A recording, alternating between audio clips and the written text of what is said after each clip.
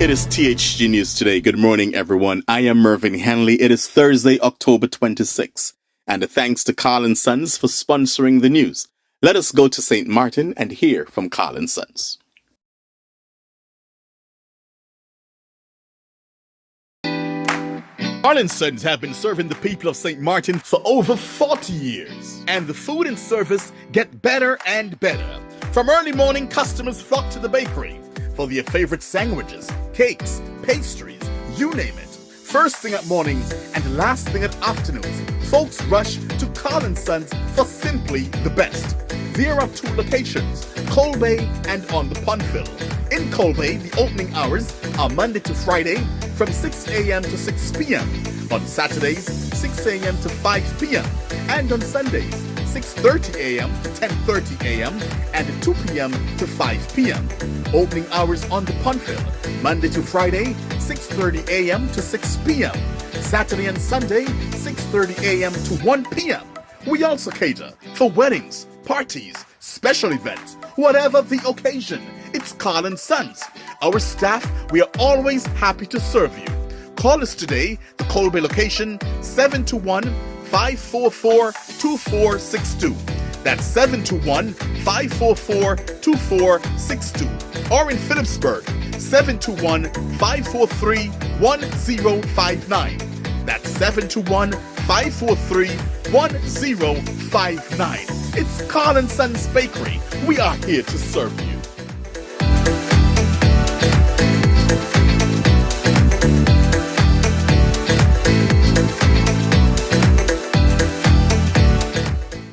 We begin this morning with news out of the British Virgin Islands. Governor John Rankin has hinted at the need for more serious repercussions for statutory boards that fail to meet the mark of standards that are in place for them to function effectively.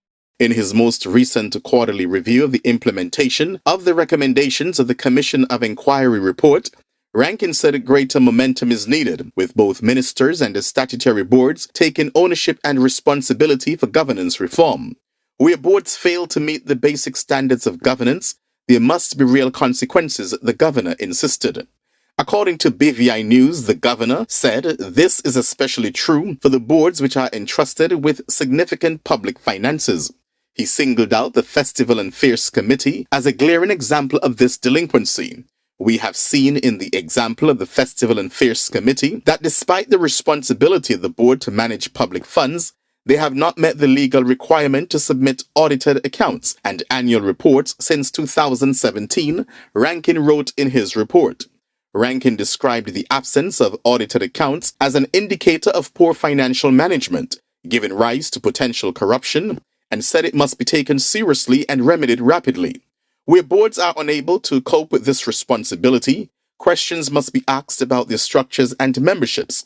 It is vital that boards are equipped or are adequately supported to meet the obligations, the governor added. In the meantime, the governor said some boards, such as the Airports Authority, have undertaken corporate governance training, and the Ports Authority undertook internal training on political interference. Whistleblowing and conflict of interest policies have been put in place by some boards, such as the Ports Authority and the Recreation Trust. He also commended the International Tax Authority and Recovery and Development Agency for their continued commitment to good governance standards. Now we move to news out of St. Kitts and Nevis, in particular St. Kitts. Many have asked the question, what is the future of Shawn Richards as it relates to politics? Is he staying? Is he going? The future of the People's Action Movement, the party he leads. Well, yesterday on his social media page, the parliamentarian gave us a glimpse of what he's thinking and where he's going. He wrote, today, October 25th, 2024, marks the 19th anniversary of my initial election as a member of Federal Parliament of St. Kitts and Nevis. It has been a day of deep introspection and contemplation. Upon reflection, I attribute my triumph then and in all subsequent elections primarily to divine providence and secondarily to the people of the prouder town of Sandy Point. My political career has been a journey filled with both triumphs and challenges and has demanded significant sacrifices. Through it all, I have remained steadfast and committed to my goals.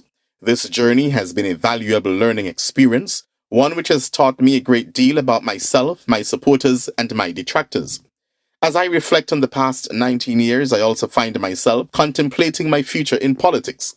While I have never viewed it as a lifelong career, I recognize that there are still important decisions to be made about the direction I will take. The question of whether to stay in politics or to pursue other opportunities is one that I will answer in due time. During this period, I remain unwavering in my commitment to serving my constituents, my party, and the people of St. Kitts and Nevis. As always, I am at your service, ready to humbly fulfill my duties. That's the Honorable Shawn Richards, Parliamentary Representative for Constituency Number 5, that's Sandy Point, on the island of St. Kitts. And the THG News Today, I can promise you, will be the first to break the news on the future of Shawn K. Richards. We look at news from Antigua. Prime Minister the Honorable Gaston Brown has fulfilled his promise to appoint Dwayne George as a Minister of State in the Ministry of Finance despite his unsuccessful bid in the October 24th by-election. That's been a junior Minister of Finance. This according to Antigua News. With his new appointment, George will be reappointed to Parliament's upper house and the Senate. The Prime Minister had pledged to grant him the position if he emerged victorious in the by-election, but decided to go ahead with the appointment despite his loss. George has expressed that his short campaign has enabled him to establish links and foster relationships that have prepared him for future elections.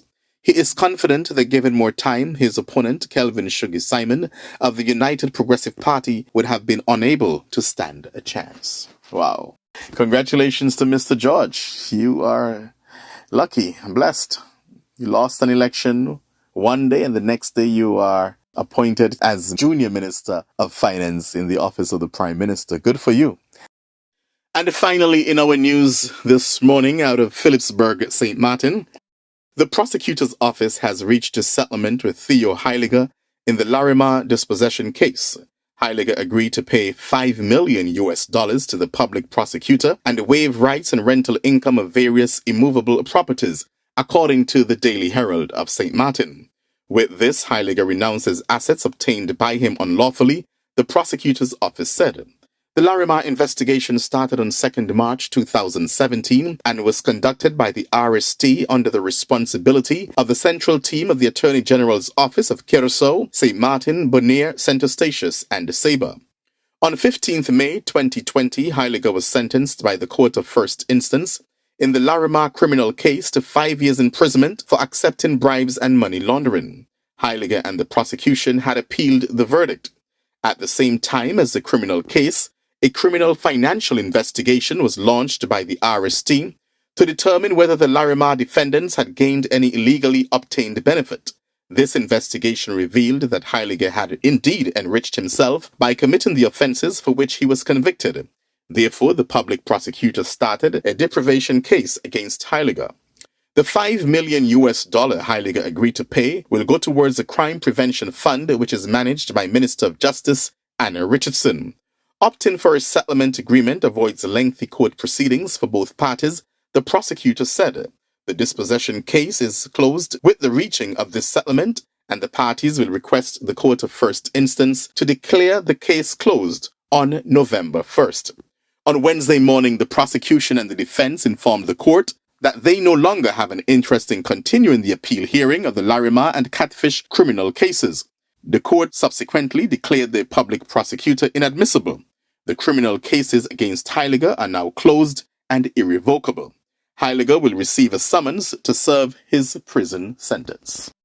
That's a look at our news this morning, and I must say that for those of you who may not know, that Grisha Heyliger, she's running in the upcoming elections. I think the election is in January 11th or somewhere, I think, there on St. Maarten. She is the spouse of Theo Heyliger. So interesting times are ahead. Will this affect anything, voters supporting Grisha or against her?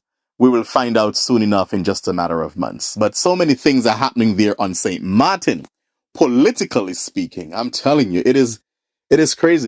St. Maarten elections, we always say that it is so boring, but not this year. This election is some things are happening there that is just like, wow. That's the end of our news for today. Do join us again tomorrow morning for a similar presentation. We're here Monday to Friday at 6 o'clock. And before you leave, remember to subscribe to our YouTube channel. While you're listening to the news, while you're watching the news, just subscribe. And yes, we'll continue to keep you posted on all the happenings around the Caribbean. I am Mervyn Hanley, and I am wishing you a blessed day.